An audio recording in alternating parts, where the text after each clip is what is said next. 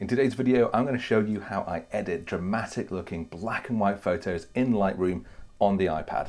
I love shooting black and white photos, and I've been doing quite a lot of this recently.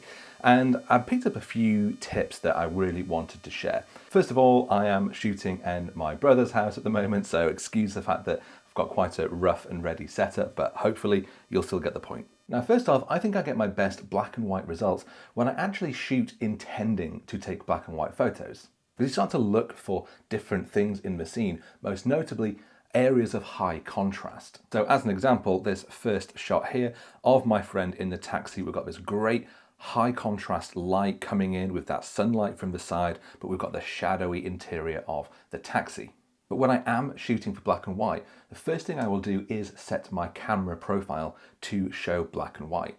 It just really helps me visualize those shots because I am literally seeing through the camera that black and white photo.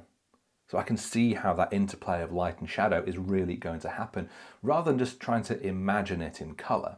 But clearly this is in color because what I'm doing is I'm shooting in RAW and in JPEG, because maybe not on every camera, but certainly on mine, when you shoot in RAW, when you then look at it in Lightroom, it doesn't save that camera profile. So it will only display as color. So I also shoot in JPEG so that I've got that inspiration that shows me what stood out to me when I took that shot in the first place. So it's a really good reference point when I can look at this JPEG and go, oh, okay, great, we've got this lovely light and shadow. I'm going to try and recreate that from the higher resolution, the better quality RAW version. So I would definitely consider you actually turning your camera's black and white image profile on when you're actually out taking your photos. Anyway, that brings me actually back to our edit phase. So I'm in Lightroom on my iPad. I often use Lightroom for my editing. It's an amazingly powerful app on the iPad, on your iPhone, and of course on your desktop. So let's actually dive into the edit. And I would say that 90% of the heavy lifting of the black and white conversion happens using profiles. Now, this is not presets. You don't have to load black and white presets onto your Lightroom. These are profiles that come as standard with Lightroom. So nothing that I'm showing you here requires buying preset packs or anything like that. This is all as standard in Lightroom. So we'll find these here in the profile section. Right now it says Adobe Color. I'm going to click on Browse and it's already open to the black and white tab. Now this one, we just tap on these and it will just immediately start loading up all of these different ways of doing black and white. And I think for me, having just gone through these, what I really like in black and white photography is quite a high contrast but low key shot. I've exposed for the highlights so that I've got that dark fall off into the shadows. And I think, having a look at this, black and white number 3 is probably the one that I use most because it replicates that kind of low key look. In fact, if I go back and now it's got this applied, if I just go to the JPEG, you can see that we're already not that far away from what I actually saw in camera when I took this shot. Clearly, there's a few more things we can do, but before we do that, I am just going to go back to that color profile. I'm just going to show you the difference between using that profile and just desaturating your image. If I just turn that saturation down, we've got now this very flat image. It's mostly gray tones. And then now if I go back and forth, you can see there's a huge difference between simply just desaturating an image and actually shooting with a black and white profile. So let's undo our saturation roughly. And now we'll go back and we'll apply black and white 03. Now you can apply different amounts of the profile using this slider. So we could turn it down, and this is basically the same thing as just desaturating the image. This then is in the color balance. We could even take it a little bit further and make it a little bit more punchy. If I just sort of slide that up and down, which I don't like as much because it's really overpowering those highlights. So I think I'm just going to go up a little way and then go back to our lights. Clearly, we've got quite a lot of highlights going on here. So I'm going to bring those down. Also going to reduce the contrast because it has got a little bit too punchy for me. But I'm also going to bring those shadows down. Now, so often in photography, we can be a little bit lazy and think, oh, okay, I'm going to bring the highlights down and bring the shadows up, because often the goal is to create a balanced image. And our cameras often fight really hard to have better dynamic range, where you've got more detail in the shadows, more detail in the highlights. But actually for me in black and white, I think you get so much more mood by keeping those deep shadows. Really what I want, what I look for are images when I've got just a sliver of light picking something out in the scene. The rest of it is very low key and moody. So I am going to bring these shadows right down. Something like this I think is looking nice. Now those highlights have brought down the highlights on this window, but I think it's actually brought it down a little bit too much on Brad's face here. So what I'm going to do is bring in a linear gradient just over the top of his face here. It can be quite rough because it's not going to affect anything else. And I'm just going to boost those whites a little bit. And if I just sort of pulse that up and down, you can see what that's doing. And it's just bringing back a little bit more of that contrast coming in from that side light. So I do quite like that. And honestly, I think this is probably all I would want to do in this image. We can play around with the black and white mix. So I could bring up the luminance of the orange, which I think is going to bring up some of this handle, maybe the taxi sign. It is, yet. It's also actually bringing up his face even more. So what I'm going to do is go back and actually really just get rid of this. It's going to get rid of that. Oh no, I can't do that. But bring those whites back down maybe, and probably maybe drop the highlights on him. Then I'm going to go back to the color and bring the orange up. Now, if it seems like I'm going back and forth, I am.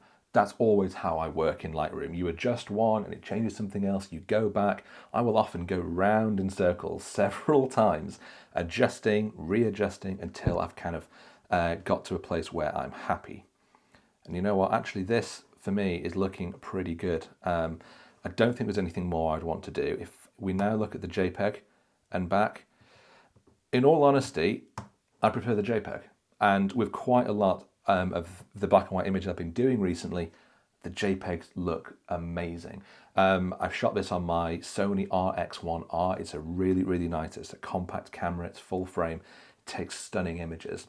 And the ones I've shared on Instagram and things before now, I think they've all been the JPEGs. If we just look at particularly on his face, like the shadow fall off across his head and on his beard, that JPEG, frankly, is unbeatable. But I think I've at least kind of shown how I would kind of get to that point. But I will do the same on this shot, because this shot we're coming from a slightly different approach, but the principles are the same. I know that I want to darken this down.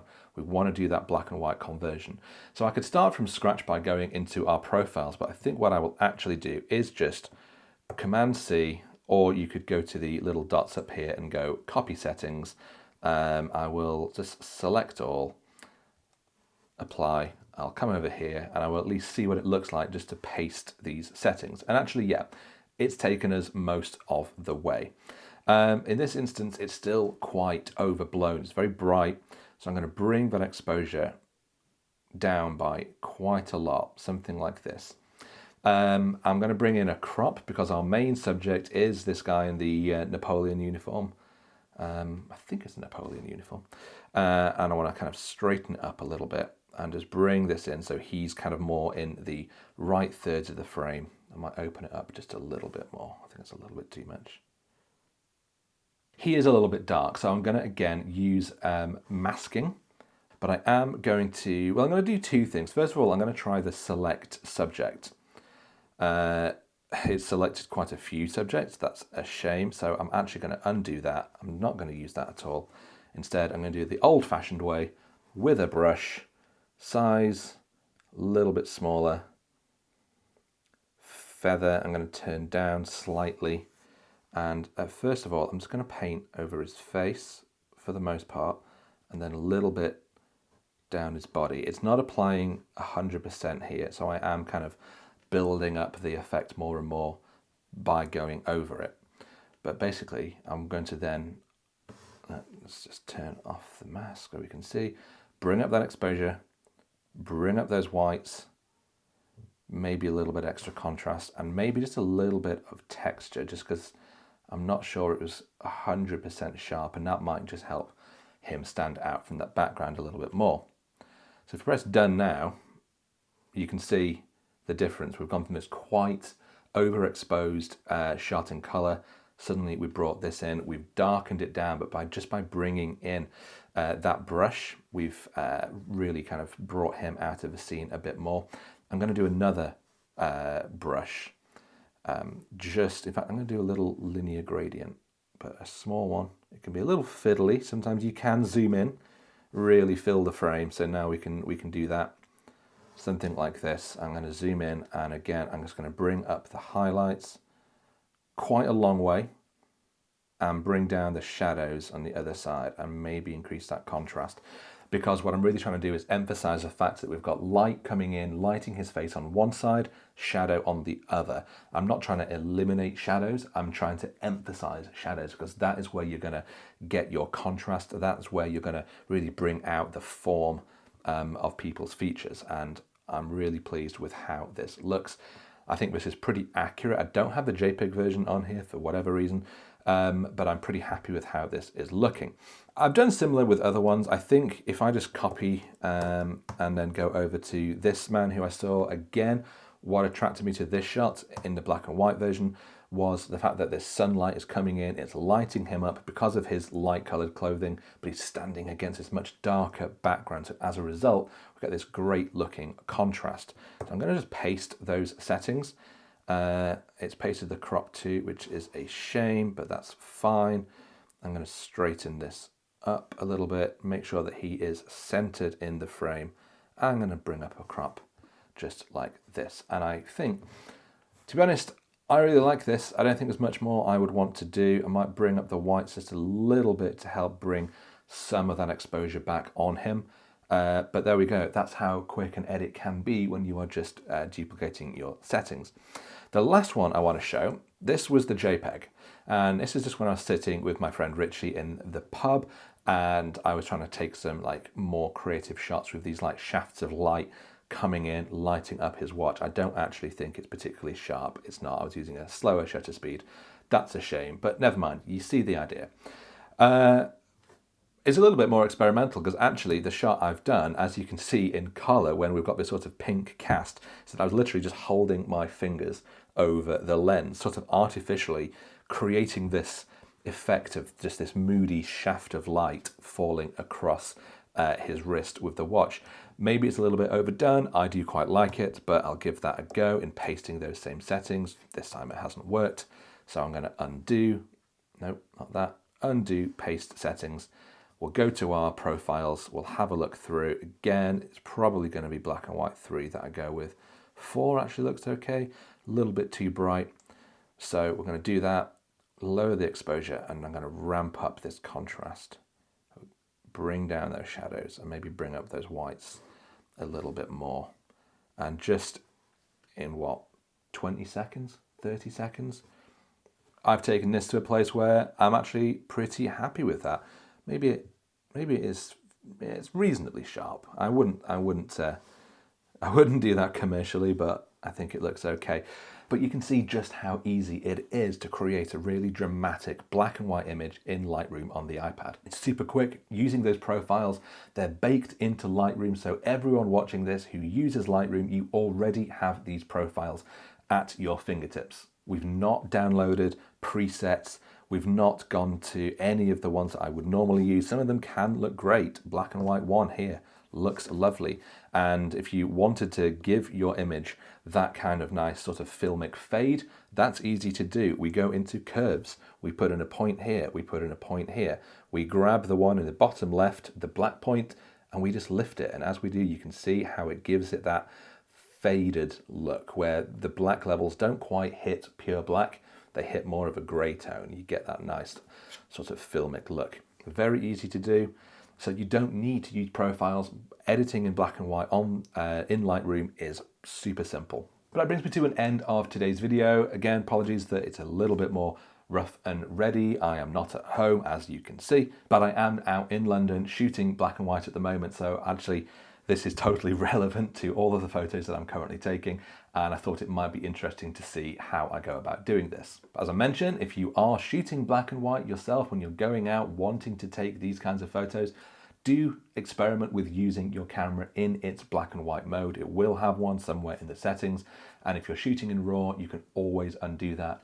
Go back to the color version if you want, but if you can shoot RAW and JPEG, as I've shown here, then you've still got that black and white image as the inspiration, but then that RAW option gives you the choice of whether you want to stay with black and white or whether you want to go back to color. But thank you so much for watching. If you have enjoyed this video, do please hit that like button, and of course consider subscribing to my channel if you don't already, and I will see you next time.